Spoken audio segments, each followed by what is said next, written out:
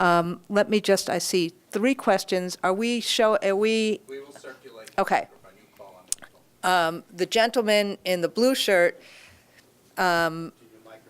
you're getting a mic right now.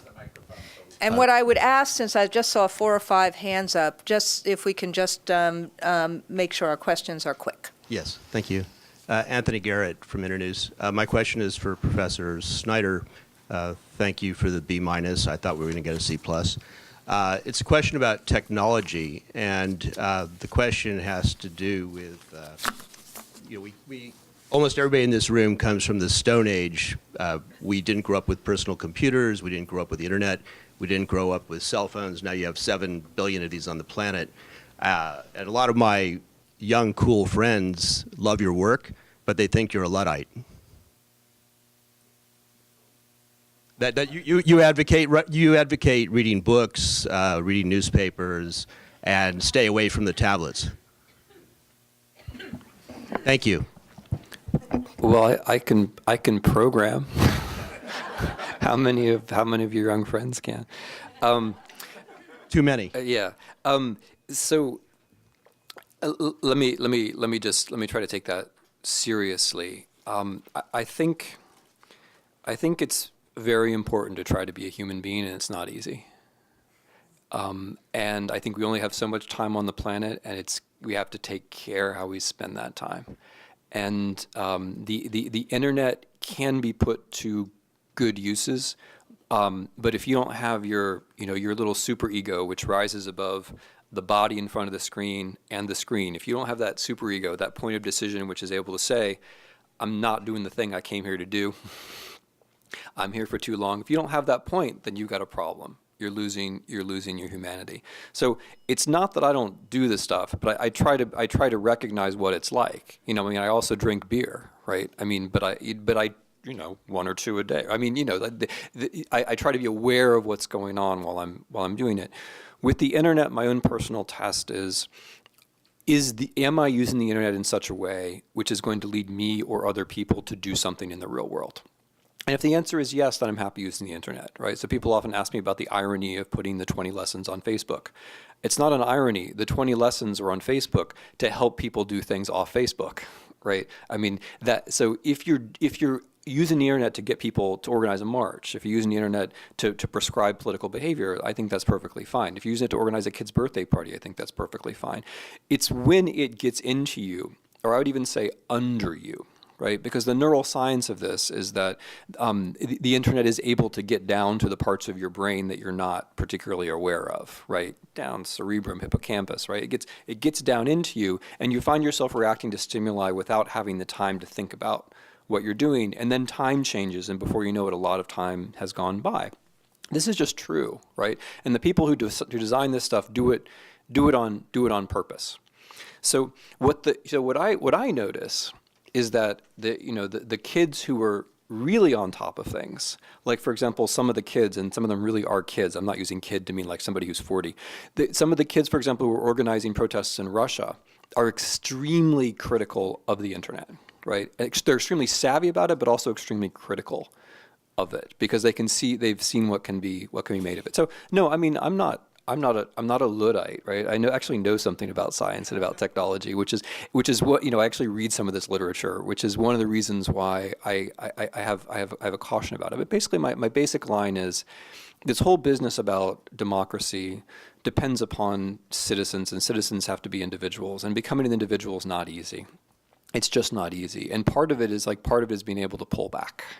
Part of being an individual is being able to pull back. Okay, let me, the gentleman all the way at the end had his hand up first. And then I'm going to this side.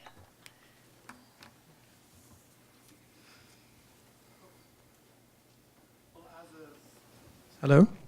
As a self-confessed Luddite, I'm very sympathetic to everything you just said. But I had 2 questions, and I'm going to keep them relatively... Would you tell us your name? My name's Dell. I'm here at AFT. So the first question is, based on your work in Eastern Europe, I want to help... I'm interested if you have anything that could help us understand the relation of conspiracy to this emergent form of populism. particularly in the way that we now have a president who uses, many old tropes that were used by Il Duce himself, but also in this new sort of like emergent pattern where he's dealing with the GOP professionally and then he's speaking to other people now LaRoche, for instance. LaRoche is very interested in this. And the second question that I have is, since many of the tropes that Trump uses are also messianic, that when people are talking about him, they're talking about a revolutionary leader in the same context that, well extending the way that we traditionally think about leaders. And I thought this was answered actually in your last thing when you were talking about your conservative points, which I thought was very helpful. But on a practical sense, how do we confront the sort of messianic tendency emerging in American political ideology now? And I think that's directly related to leader and to the notion of leader within a democratic society. And I would just be interested also in hearing that again. Sorry if that's too obtuse. So do you mind if we just answer one of the questions? I'm fine, yeah. Okay, great. Preferably the first one then. Okay. Sorry. No, that was great. I mean, it's really important stuff.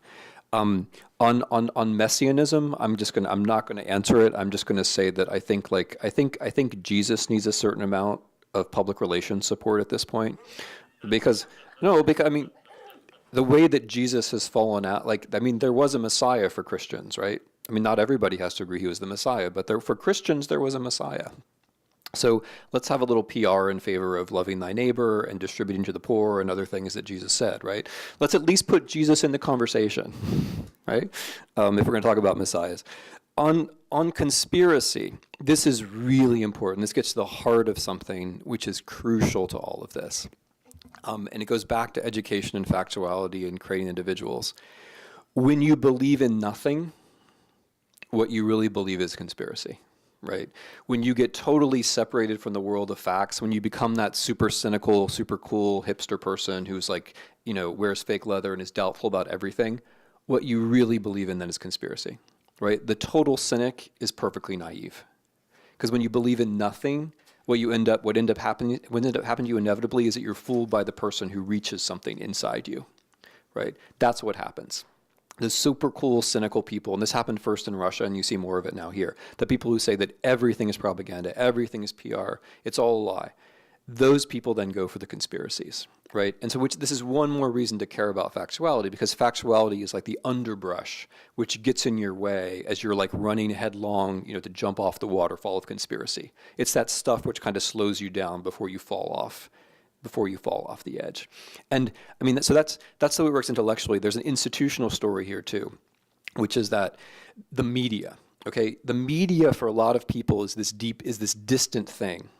And this is a problem in the US, right? Not just political bias, the fact that people get their news, if you're sitting in a Nebraska sports bar, which is something I confess that I have done a good deal of, and you watch CNN, you think what does this have to do with me, right? These people are not gonna cover me until there's a tornado. When there's a tornado, they're going to cover me, but until there's a tornado, they're not going to cover me here in Nebraska or Oklahoma or whatever it might be. And this is a problem because that turns journalism into the media.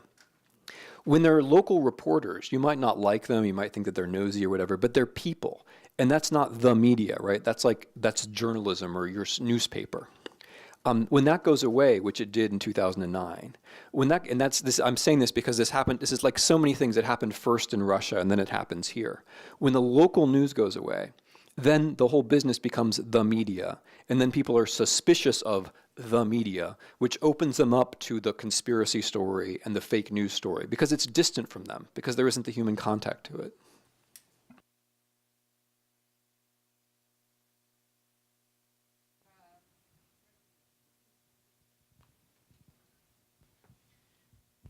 I know this has been said decade after decade after decade.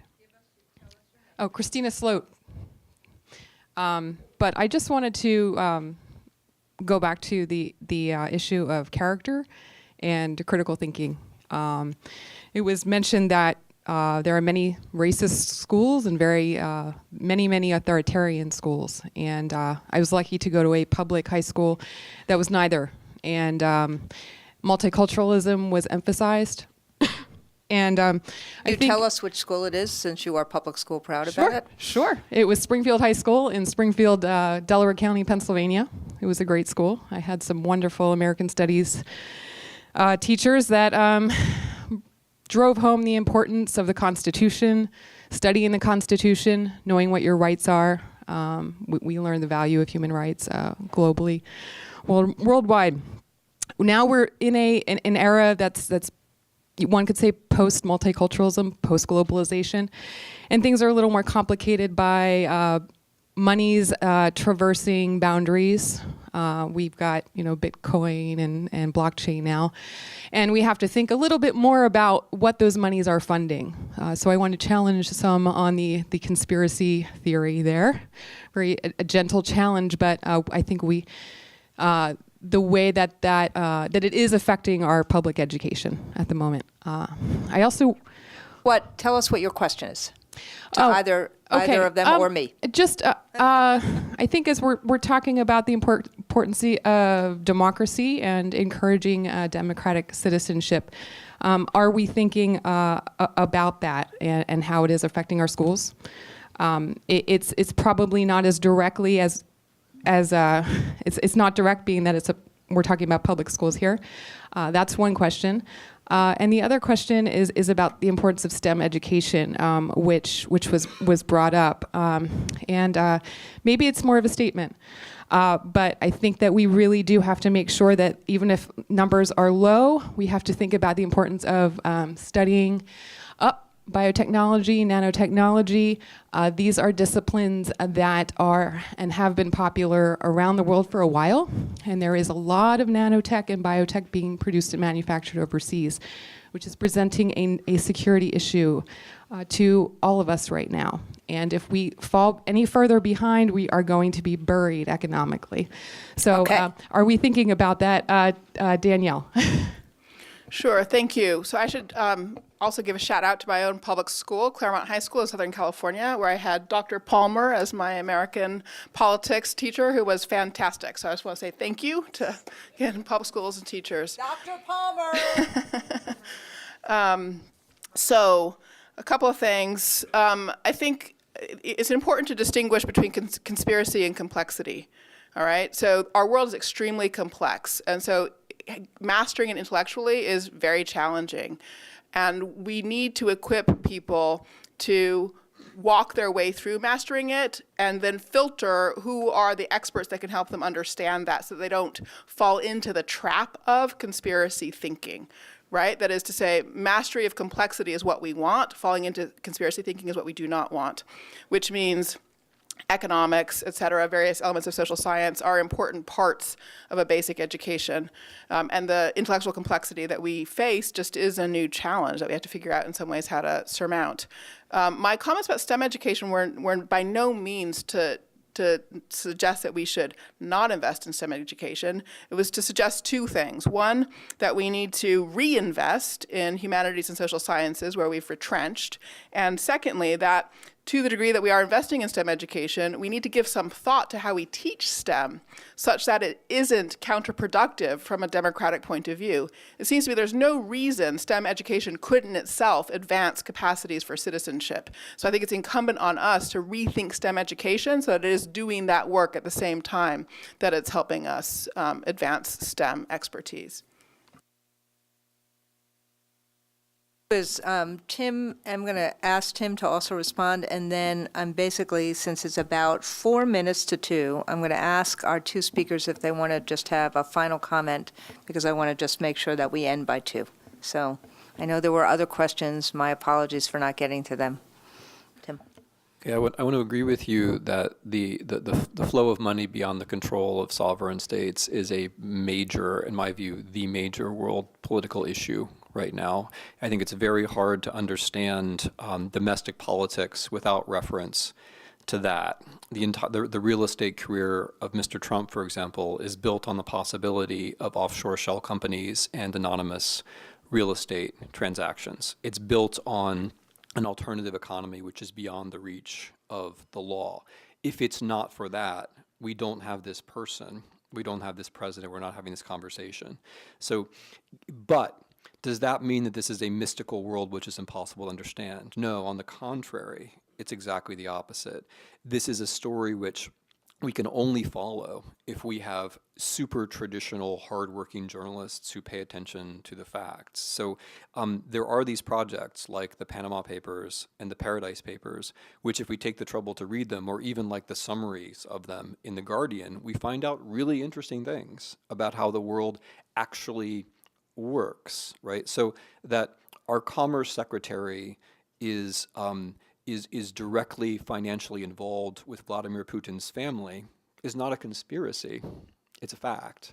But it's a fact that we know thanks to the careful work of fact-finding journalists, right? So my answer would be that, yeah, there are these big, important, powerful flows out there, but it's incumbent upon us to educate people in a way so that they can figure these things out. The really good journalism in the last few years is precisely around the offshore stuff and the oligarchy. And we need more of that. And one way to get more of it is to educate people so that they can do it. Thank you. So, we've heard a lot about a lot, but critical thinking, importance of education, engagement,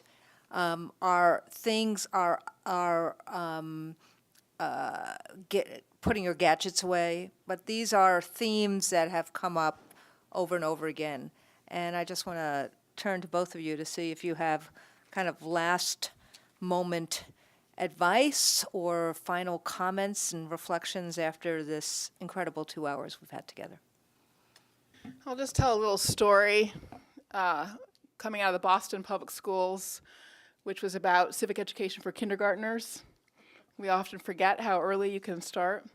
And the city had a competition which involved the kindergartners identifying problems, going through workshops, coming up with solutions, et cetera.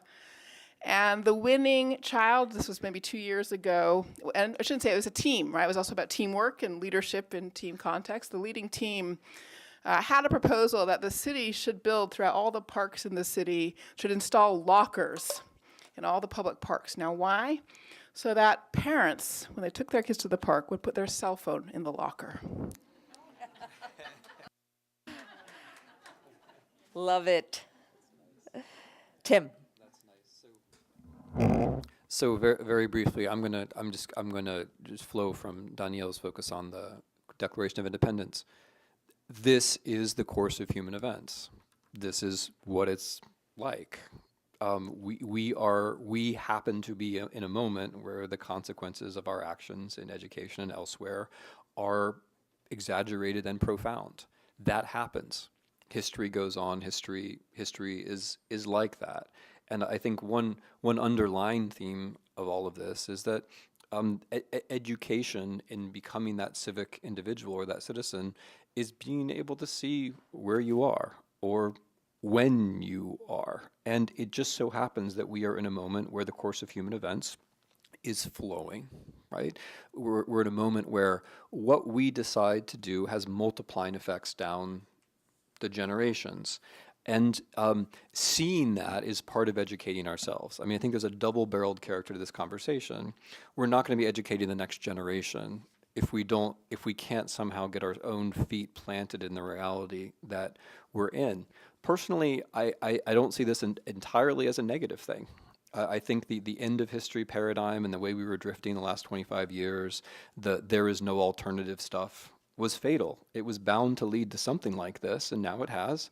And so now we're aware that history didn't come to an end. We're aware that there are alternatives, and a lot of them are bad. So now we need to get our feet down and get some traction on things and do what we can do. That's not entirely bad. There's an upside to this. And the upside is becoming citizens ourselves. Thank you.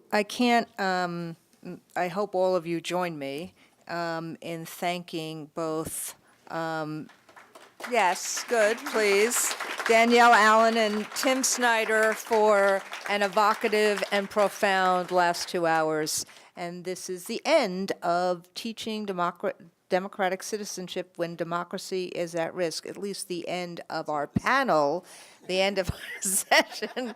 Fire, but not the end of the discussion. Thanks very much.